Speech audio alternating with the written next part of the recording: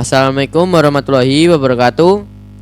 Halo teman-teman, jumpa lagi di video kali ini. Oke, buat teman-teman yang sudah klik video kali ini, mudah-mudahan sehat walafiat. Dan jangan lupa dukung channel ini dengan cara like dan subscribe.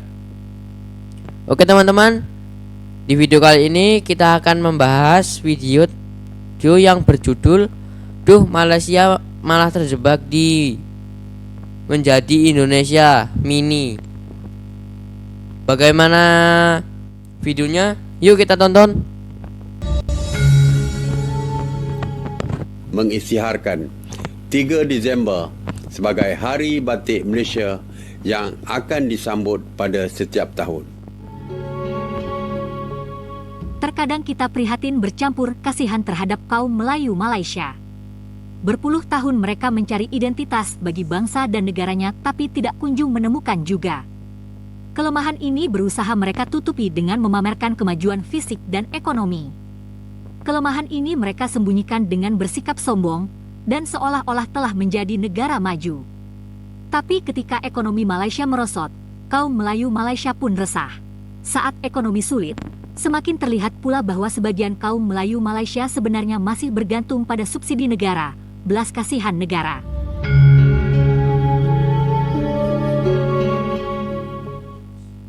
Masalah identitas yang jadi persoalan besar kaum Melayu Malaysia itu teramat mudah diamati oleh orang Indonesia. Sebab bangsa Indonesia tidak memiliki persoalan itu.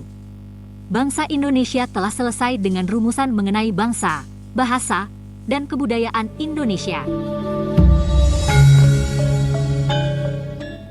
Bangsa Indonesia telah kukuh dan teramat kuat karena dibentuk lewat sejarah dan budaya Nusantara yang tua. Bangsa Indonesia juga digembleng oleh pengalaman dijajah, perjuangan bersama, dan bahasa yang sama. Bangsa Indonesia lahir dari perjuangan mengusir penjajah. Dan kami tidak membeda-bedakan kaum, suku, dan ras. Karena orang Tionghoa, Arab, dan India di Indonesia pun ikut berjuang.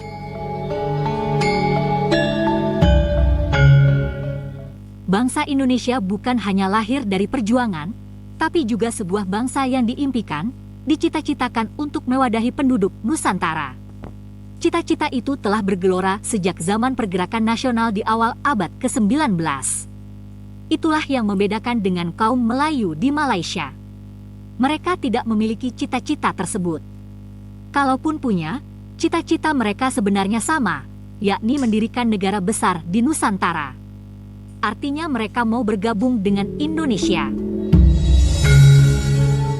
Tapi para pejuang di Malaya yang ingin bergabung dengan Indonesia itu dimusuhi oleh Sultan-Sultan Malaya. Mereka pun akhirnya ditangkap oleh British. Para pemuda Melayu yang memiliki cita-cita besar itu dihabisi oleh British pada masa darurat tanah Melayu. Yang terjadi kemudian, British memberikan kemerdekaan Malaysia kepada orang-orang yang sebetulnya tidak memiliki keinginan merdeka.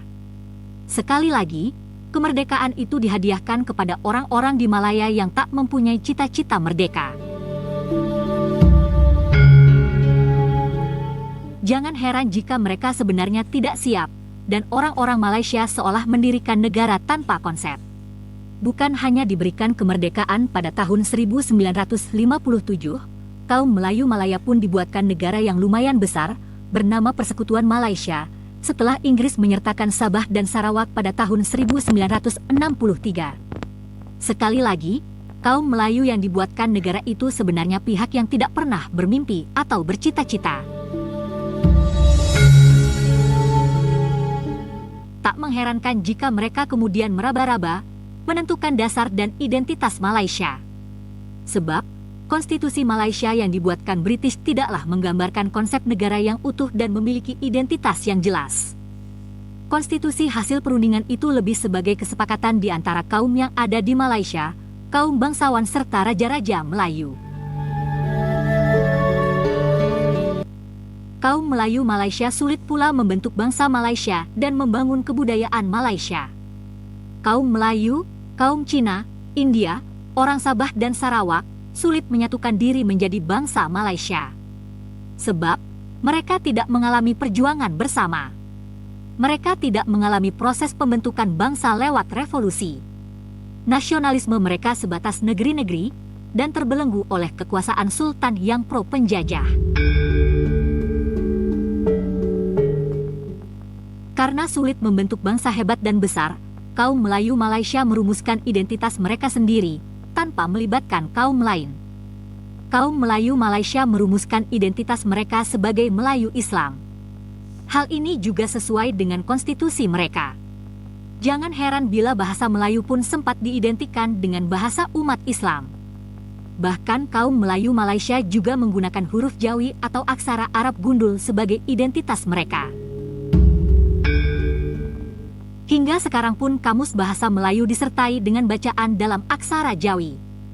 Mungkin itulah yang menjelaskan kenapa sebagian ejaan kosakata bahasa Melayu Malaysia amat kaku, karena tampaknya disesuaikan betul dengan aksara Jawi.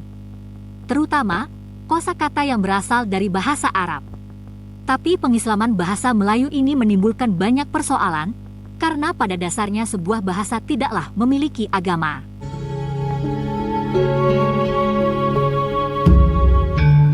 Di zaman Sriwijaya, bahasa Melayu kuno justru banyak menyerap kosakata dari bahasa Sanskerta. Huruf yang digunakan pun aksara Pallawa, karena saat itu pengaruh Islam belum datang.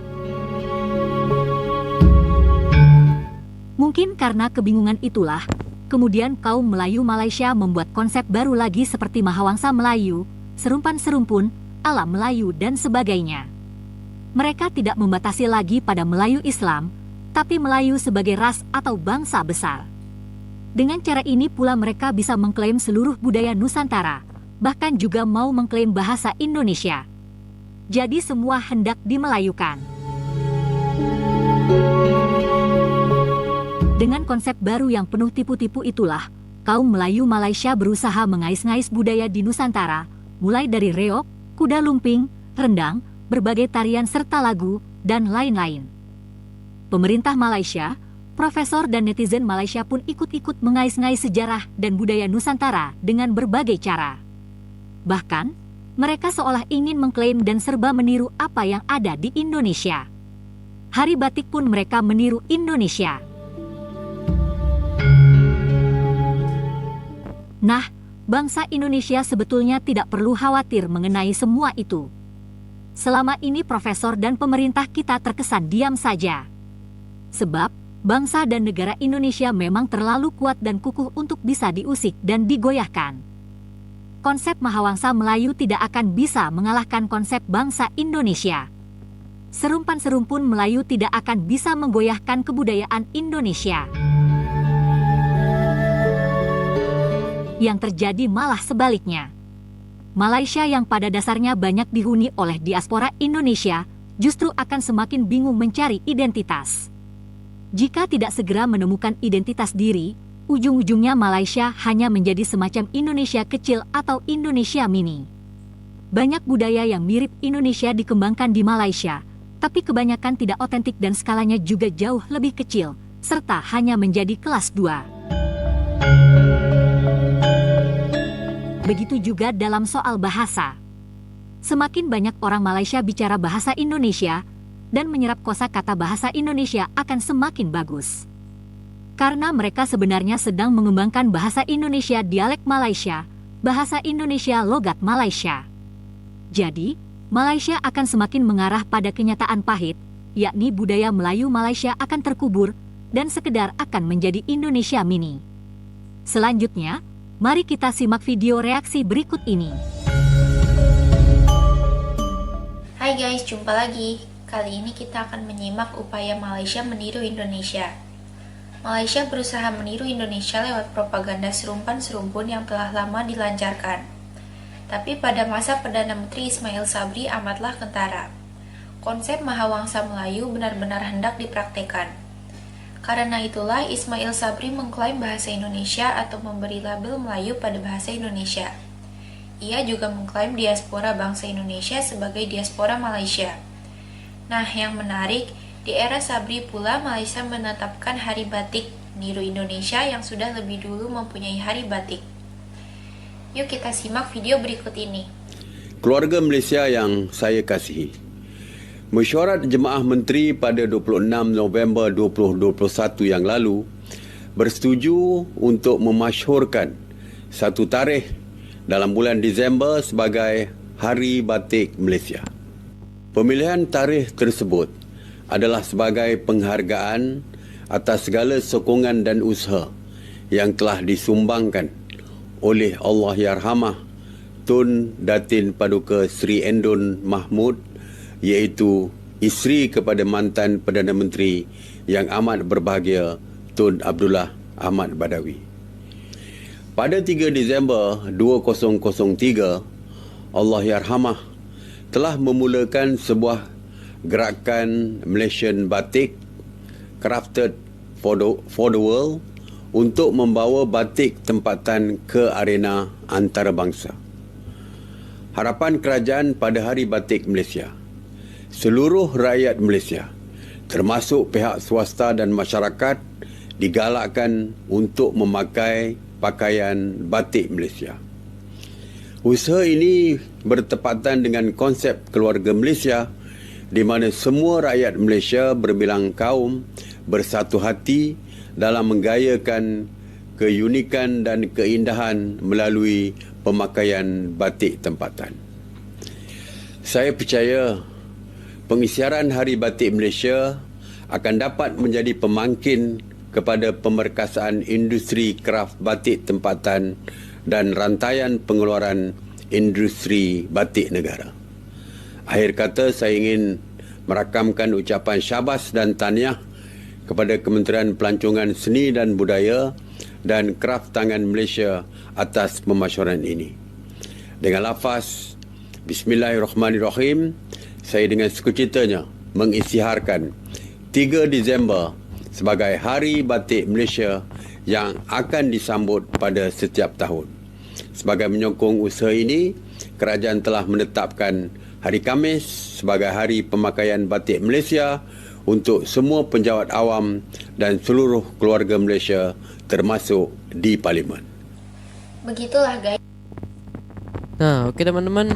Jadi begitulah videonya.